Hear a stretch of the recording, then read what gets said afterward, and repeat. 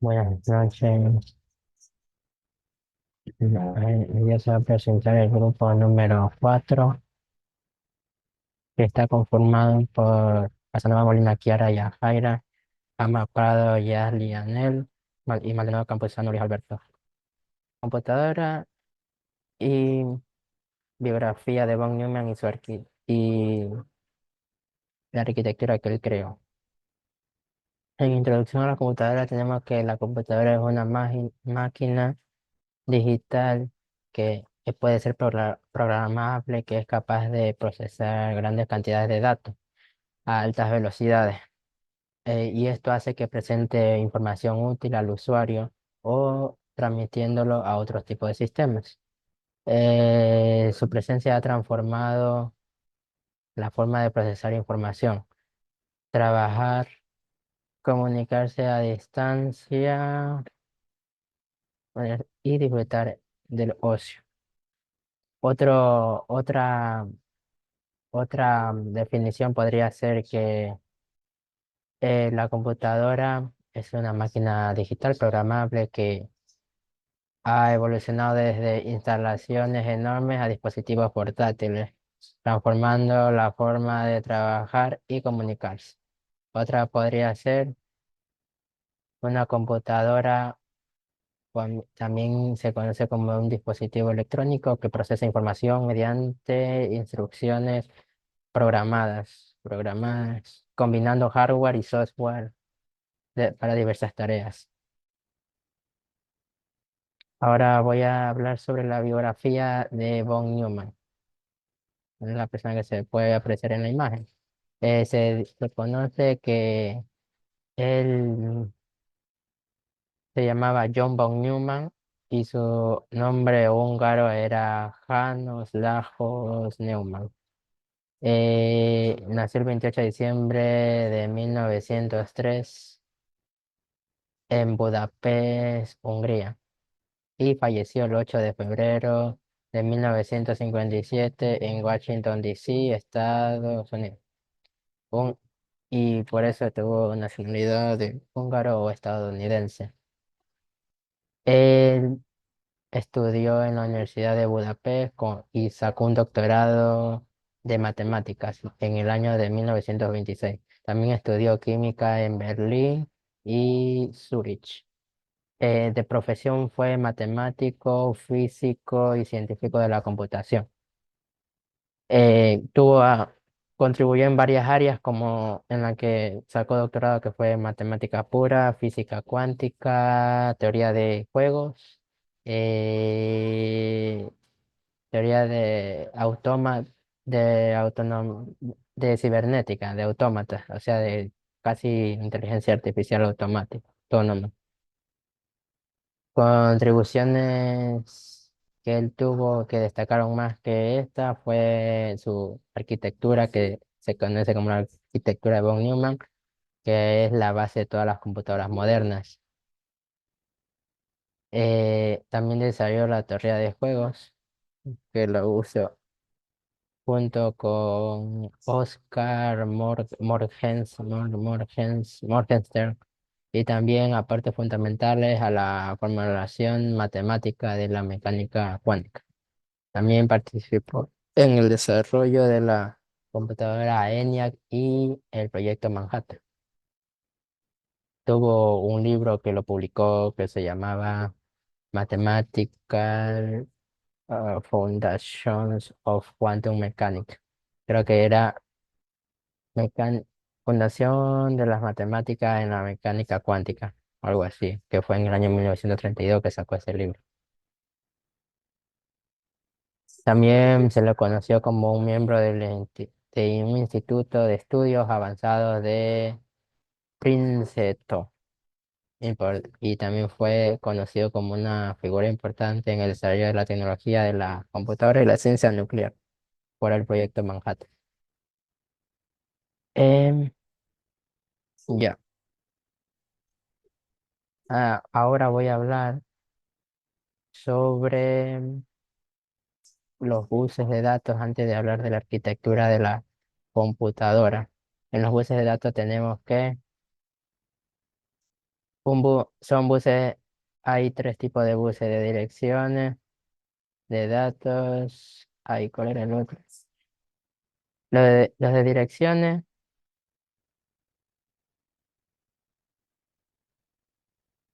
los de direcciones están encargados de cuál dispositivo hay que comunicación.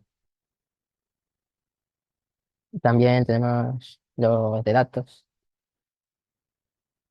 Estos transmiten los bits de forma, de forma aleatoria.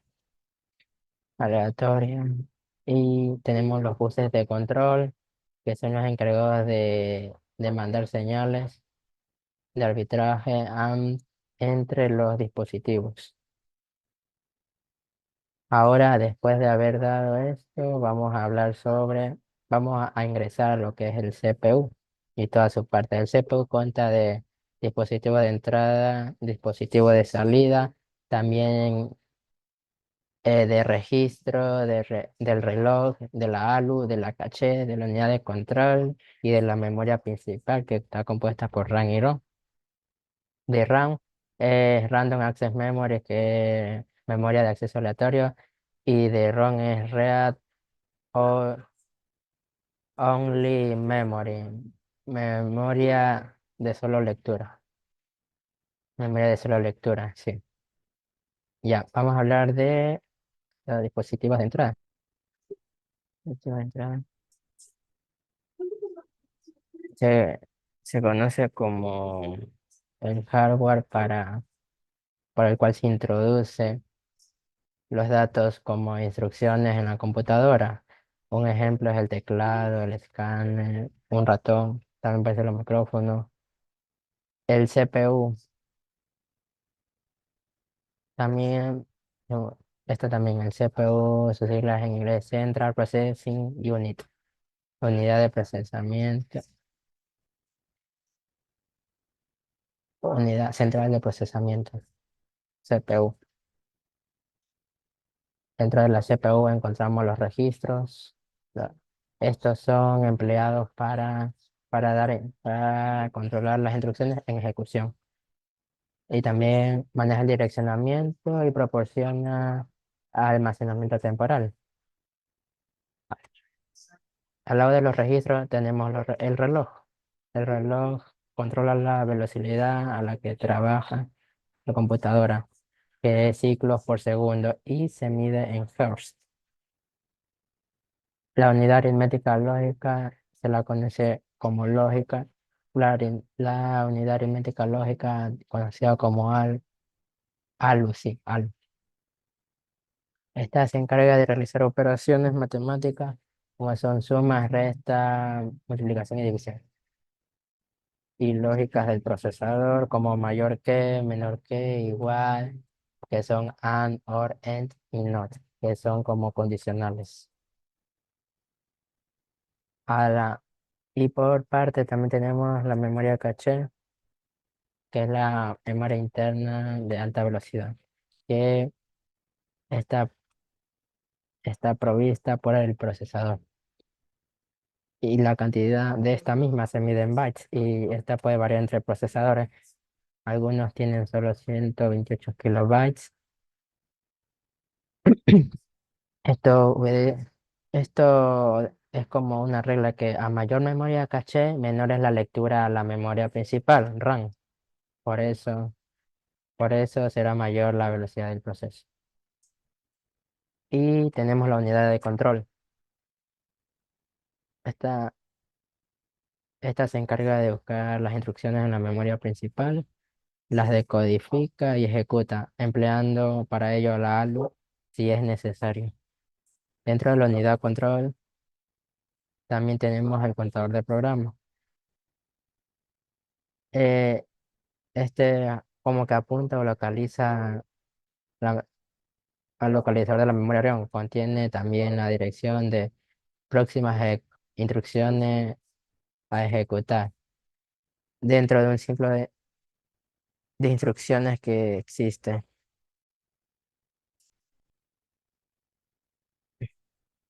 que digamos como un ciclo de instrucciones que se le da desde la entrada.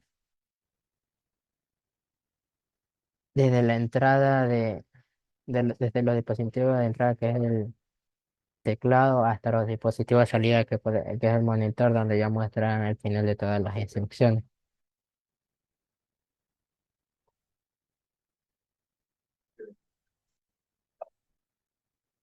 Se conoce que la RAM es como una memoria volátil ya que depende de estar conectada a la energía, porque cuando se acaba la energía se pierden todos los datos. En cambio, la ROM es uno como solo de lectura, se va almacenando los datos en archivos de lectura y no se pierde la información aunque no disponga de energía.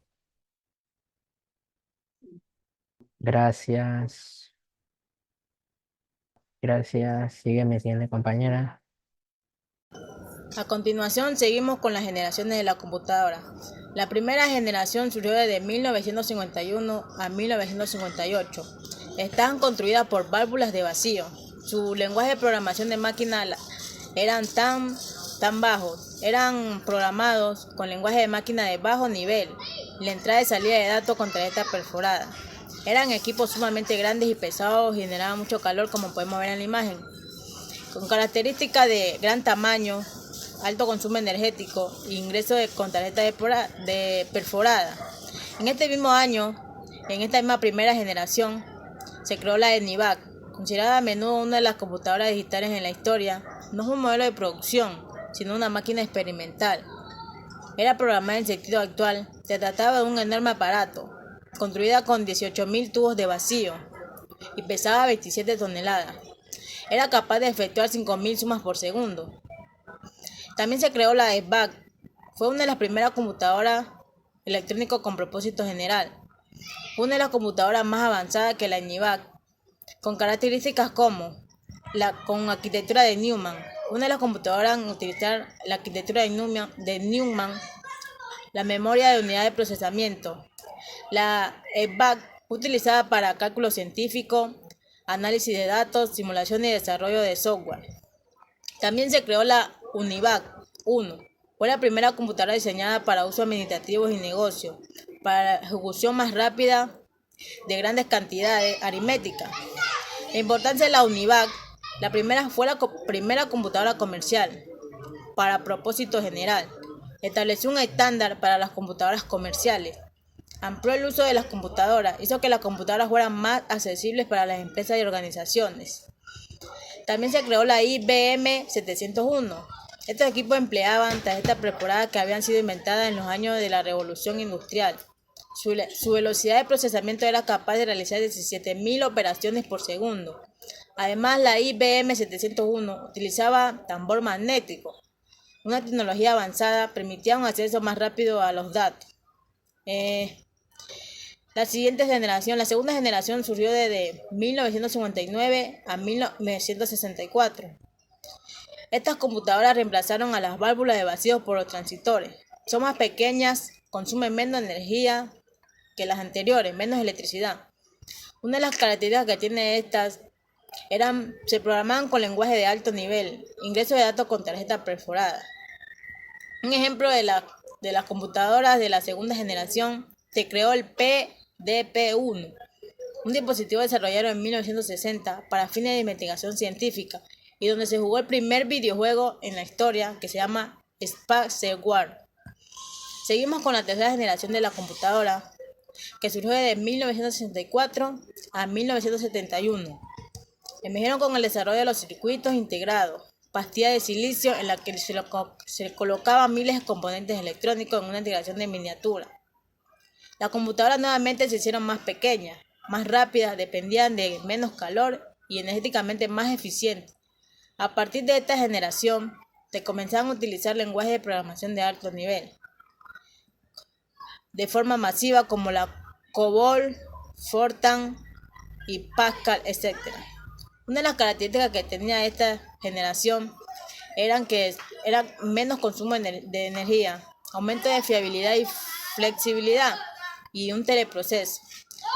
Seguimos con la cuarta generación, que viene desde 1971 a 1981. Las computadoras dejaron de funcionar con circuitos integrados y comenzaron a incorporar microprocesadores. Las computadoras estaban diseñadas para aplicaciones matemáticas o de negocio, pero no para las dos cosas. Los circuitos integrados permitirán que los fabricantes de las computadoras incrementen la flexibilidad de los programas y estandaricen su modelo. La cuarta de la computadora se caracterizó por dos tipos de memoria RAM y memoria ROM. Memoria RAM, Random Access Memory, que almacena los datos de forma temporal mientras que el equipo está encendido, y la memoria ROM almacena los datos de forma permanente. Seguimos con la quinta generación de las computadoras, que surgió desde 1982 a 1989. La generación más eficiente y vigente de hoy en día presenció la enorme diversificación en el ámbito de la computadora. Toda su historia se hizo portátil, liviana y más cómoda. Se podía llevar en los portafolios. Ya se crearon más pequeñas, como podemos ver en la imagen, o sea, no tan pequeñas. Incluso se expandió en toda su frontera de uso gracias a la posibilidad de redes informáticas. El computador ya ni siquiera tendría que estar fija en una habitación. La podemos llevar en nuestro portafolio, como les había comentado antes. La velocidad de procesamiento era más versátil y más cómoda. Ahí se vinieron al mundo de las computadoras, se crearon los teléfonos, los smartphones, todas esas cosas. Una de las características que tenía esta generación, inteligencia artificial, computadora cuántica o nanotecnología. Seguimos con la sexta generación de las computadoras, que serían computadoras que utilizaban superconductores como materia prima, procesadores, la cual permitían electricidad en calor a su nivel de resistencia, ganando rendimiento y economizando su energía. Una de las características que tiene esta generación, interacción constante con los servicios de Internet. Tenemos Internet fijo, implementación de arquitectura de paralelas, expansión de la capacidad de almacenamiento, reducción del tamaño de los componentes y aumento del rendimiento. Seguimos con mi compañera Kiara. Quien les habla, Kiara Casanova, voy a hablar sobre la clasificación de las computadoras. Existen diferentes tipos de computadoras según su tamaño. Están las supercomputadoras, macrocomputadoras, minicomputadoras y las microcomputadoras. Y también tenemos según su tipo de tecnología que utilicen, puede ser analógicas, digitales, híbridas o cuánticas. Las computadoras digitales, estas son las que operan con números, mayormente hacen el trabajo lógico de las empresas. Estas deben ser programadas deben ser programadas antes de ser utilizadas, poseen una memoria interna lo suficiente amplia para introducir información y así poder comenzar con el conteo funcional. Como por ejemplo tenemos las sumadoras, calculadoras de bolsillo, computadora portátil, etc. Las computadoras analógicas utilizan dispositivos mecánicos o electrónicos para resolver problemas industriales, transformando datos en señales continuas con precisión. Representan números mediante propiedades físicas y obtienen datos a través de mediciones. Aunque eficaces en algunas aplicaciones, la precisión de los datos está limitada por precisión de las mediciones. Ejemplos incluyen termostatos, tacómetros, termómetros, multímetros, etc. Si necesitas una computadora analógica para una aplicación específica, el costo puede variar enorme según el diseño, los componentes e incluso el propósito. Estos dispositivos pueden costar de varios miles hasta millones de dólares. Y las computadoras híbridas son sistemas construidos con una computadora digital y una analógica, conectadas a través de una interfaz que facilita el intercambio de información. Estas computadoras combinan la velocidad de los análogas con la precisión de las digitales, siendo utilizadas con el control de proceso y en robótica. Reciben procesos de señales analógicos gracias a conversiones analógicas y digitales. Son ideales para problemas especiales.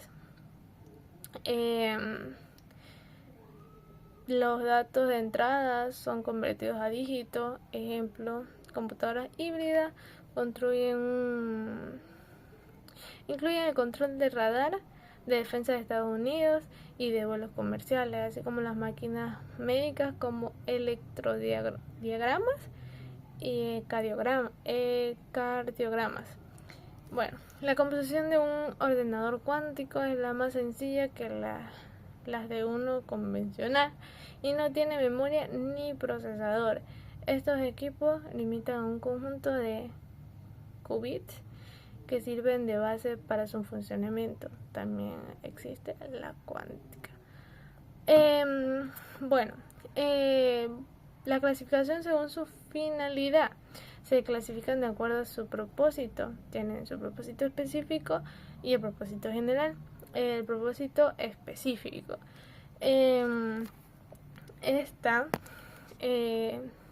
Las computadoras de aplicación especial pueden diseñarse para procesar exclusivamente datos numéricos o para controlar completamente procesos automatizados de fabricación. Propósito general, aquella que puede almacenar diferentes programas y puede ser usada en intocables aplicaciones, permitiendo ampliar su potencial mediante la conexión de una gran variedad de dispositivos de entrada o de salida. Prácticamente da flexibilidad prácticamente ilimitada. Bueno, la clasificación comercial. Prácticamente las computadoras generalmente se usan en los negocios, industrias, gobiernos, en todo el mundo, que manejan grandes volúmenes de información y requieren de unidades de entrada y salida de datos con velocidad. En el ámbito comercial, las computadoras se categorizan en supercomputadoras, mainframe, microcomputadoras y microcomputadoras. Las supercomputadoras son las más caras, incluso las más grandes del mercado, pero sin ninguna duda las más potentes, certeras y rápidas. Las utilizan en grandes industrias y empresas. En esa tenemos la NASA, empresas encargadas de estudiar cambios atmosféricos, climas, huracanes, tornados, petrolíferos y mineros. Son capaces de procesar gran cantidad de información y realizar cálculos en milisegundos. Además, permite la interconexión de miles de usuarios sin hacer tardío del sistema. Las macrocomputadoras son también conocidas como mainframes. Las mainframes son grandes, rápidas y caras sistemas capaces de controlar cientos de usuarios simultáneamente, así como cientos de dispositivos de entrada y salida. De alguna forma son más poderosas que las de supercomputadoras porque soportan más programas simultáneamente. En cambio, las supercomputadoras pueden ejecutarse un solo programa más rápido que un mainframe. En las minicomputadoras surgió en 1960 una versión más pequeña que la mainframe. Al ser orientada a tareas específicas, no necesitaba de todos los periféricos que necesita una mainframe, y esto ayudó a reducir el precio y costo de mantenimiento. Igual que las mini computadoras, en tamaño y poder de procesamiento se encuentran entre los mainframes y las estaciones de trabajo. En general, una mini computadora en un sistema multiproceso capaz de soportar de 10 a 200 usuarios simultáneamente. Actualmente se usa para almacenar grandes bases de datos, automatización industrial y aplicaciones multiusuario. Las microcomputadoras o computadoras personales también se origen con la creación de los microprocesadores. Un microprocesador es una computadora en un chip, o sea, un circuito entregado independiente. Las PC son computadoras para uso personal y relativamente son más baratas, y actualmente se encuentran en las oficinas, escuelas, hogares las tenemos prácticamente en casa. Bueno, esa es mi parte. Hablé un poco sobre todas estas clasificación de computadoras, de las que existen, las que hay, un poco de su precio, prácticamente entre más grande, rápida y veloz sea, cuesta más, y en forma de tamaño. Y nada, gracias.